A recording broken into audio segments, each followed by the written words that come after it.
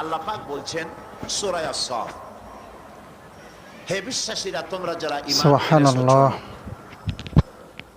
আমি কি তোমাদেরকে এমন একটা ব্যবসার কথা বলবো না যে ব্যবসায় তোমাদেরকে জাহান্নামের কঠিন পীড়াদায়ক শাস্তি থেকে রক্ষা করবে? এমন একটি ব্যবসার কথা আমি কি তোমাদেরকে বলবো না?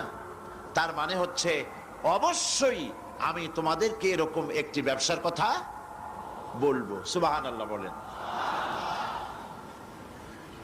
কিভাবে চললে পরে জাহান্নাম থেকে মুক্তি পাওয়া যাবে সে কথাটি আল্লাহ পাক গোপন রাখেননি, ওপেন সিক্রেট। তিনি তো বান্দাদেরকে এজন্য সৃষ্টি করেন নাই যে বান্দাগুলি তিনি সব জাহান্নামে দিবেন। তিনি তৈরি করেছেন মানুষকে হেদায়েত যেন তারা পায়, সেই জন্য আল্লাহ পাক তাকে জ্ঞান দিয়েছেন, নবী দিয়েছেন, কিতাব দিয়েছেন।